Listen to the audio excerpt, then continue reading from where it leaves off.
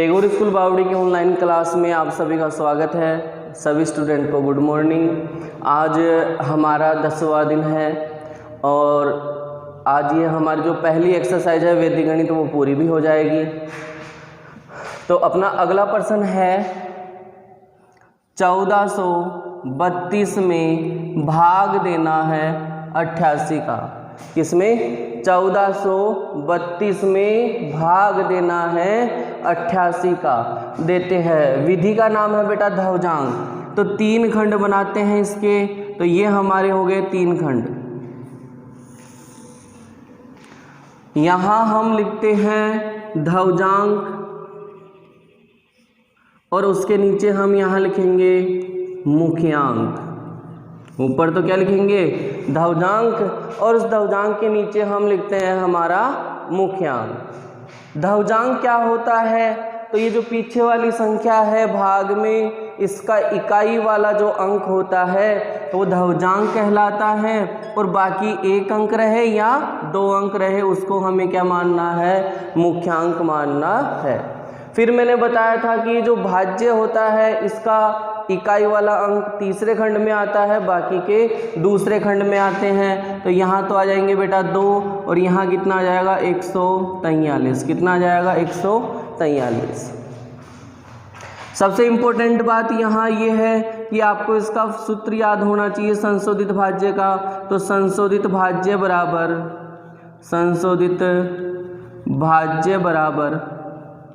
भाज्य माइनस भागफल इंटू ध्रुवांक।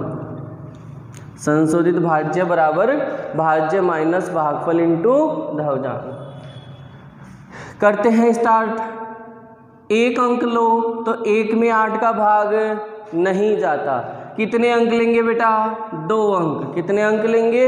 2 अंक। तो 8 का पहाड़ा बोलो 14 आ जाए। 8 का पहाड़ा बोलो 14 आए या 14 से कम। तो 8 एकम 8, 8 दूनी 16। तो सर 2 बार तो क्या हो जाएगा? ज़्यादा हो जाएगा। तो कितनी बार?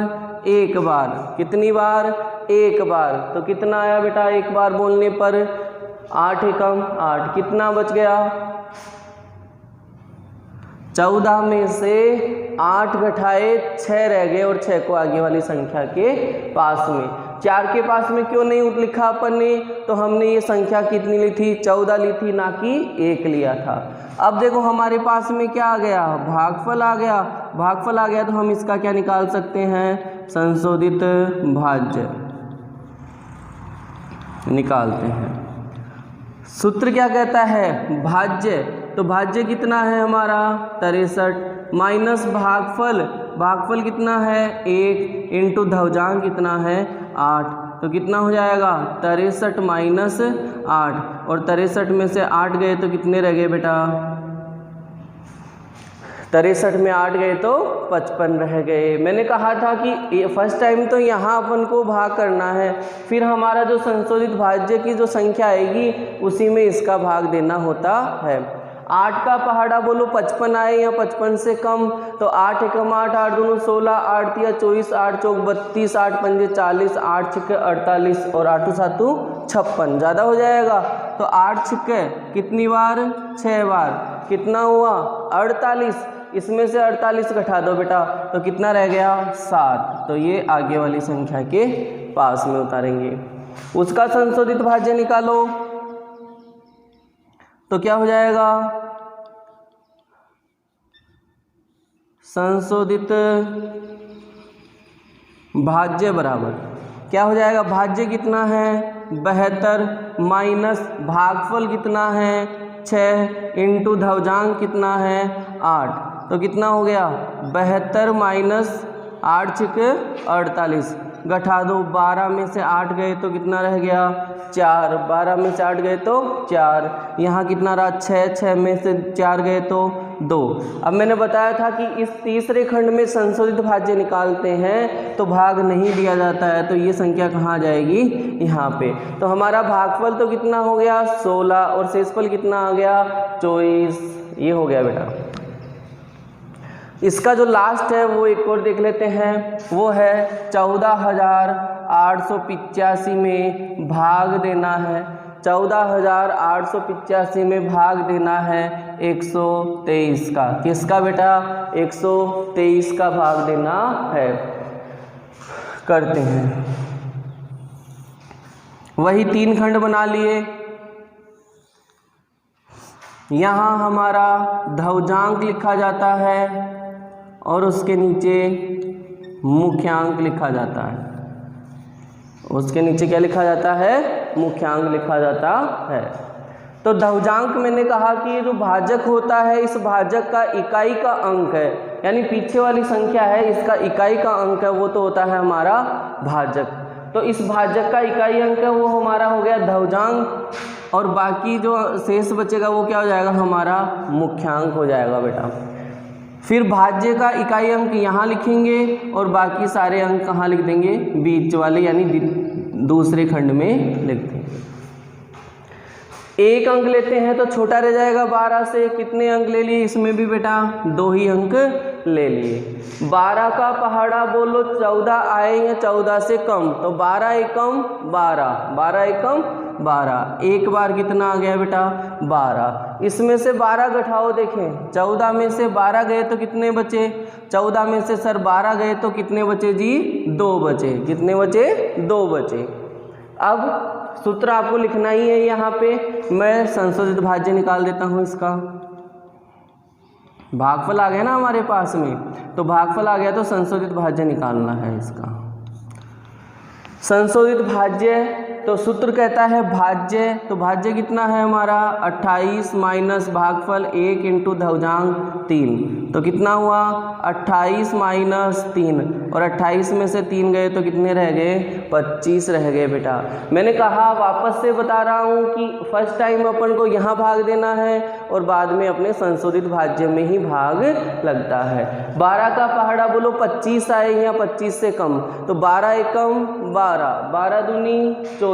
कितनी बार बेटा? 2 बार। कितना आया? 24। इसमें से 24 घटाओ, कितना रहा? 1। अब उस 1 को कहाँ लिखेंगे हम? आगे वाली संख्या के पास में। फिर से संशोधित भाज्य निकालो तो हो जाएगा संशोधित भाज्य बराबर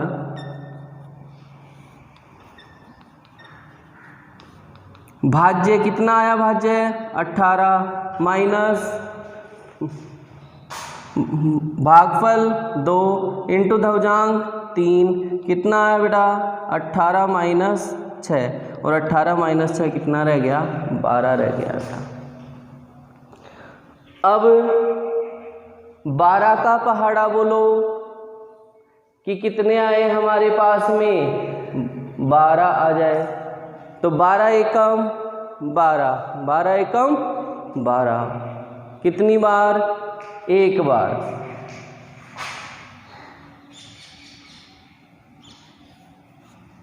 ये 1 बार 12 आ गई। अब इसमें से 12 घटाएंगे, क्या रह जाएगा हमारा? 0। उस 0 को हम कहाँ उतार देंगे? आगे वाली संख्या के पास में। उसका भी संशोधित भाज्य निकालना है, तो ये निकालते हैं संशोधित भाज्य।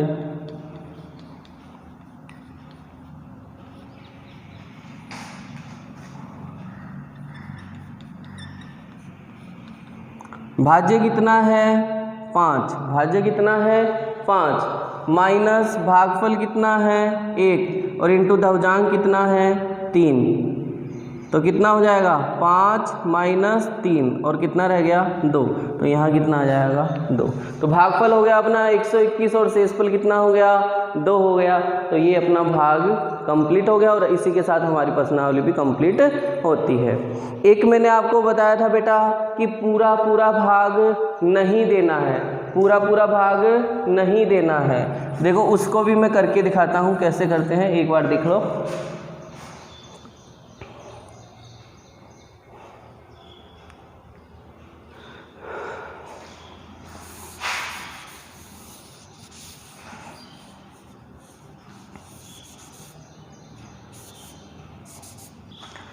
कितना आया 12, किसका भाग देना है बेटा 12 का। कितनी बार गया, एक बार सर पूरा पूरा गया, और आपने बताया था शुरू में कि पूरा पूरा भाग नहीं देना है, नहीं देना है जी, करते हैं। कितनी बार जाता है, एक बार, तो कितनी बार दोगे 0 बार। तो 12 का पहाड़ा कितनी बार बोला 0 बार बोले, तो क्या आएगा 0 ही आएगा। 12 को 0 से गुणा करो, 12 को 0 से गुणा किया 0, इसमें 0 घटाओ बेटा, कितना बचा 12 ही बच गया। ये लो, अब उस 125 का संशोधित भाज्य, तो क्या हो जाएगा 125 माइनस भागफल 0 इंटू ध्रुवांक 3, कितना रहेगा 125 माइनस 0, कितना आ गया बेटा 125। ये शेषफल कितना आ गया 125। फिर मैंने कहा था कि शेषफल है वो इससे बड़ा नहीं आना चाहिए, आ रहा ना बेटा। तो जब बड़ा आए तो इसमें तो क्या कर देते हैं, एक जोड़ देते हैं और उसमें भाजक को घटा देते हैं, तो इसमें 123 घट जाएंगे। तो यहाँ तो कितना हो गया 121, और यहाँ कितने रह गए 2 रह गए। तो इस प्रकार से भी हम इसको कर सकते हैं। ये आपकी एक्सरसाइज नंबर पहली है वैदिक गणित, वो कंप्लीट होती है। अगर किसी के समस्या हो तो सर के व्हाट्सएप पे आप अपने कमेंट दें, जिससे कोई भी चीज़ अगर नहीं समझ में आई है तो मैं उसका रिवीजन फिर से करवा दूंगा। अगर कोई समझ में नहीं आई हो तो आप कमेंट कर सकते हैं सर वाले व्हाट्सएप नंबर पे।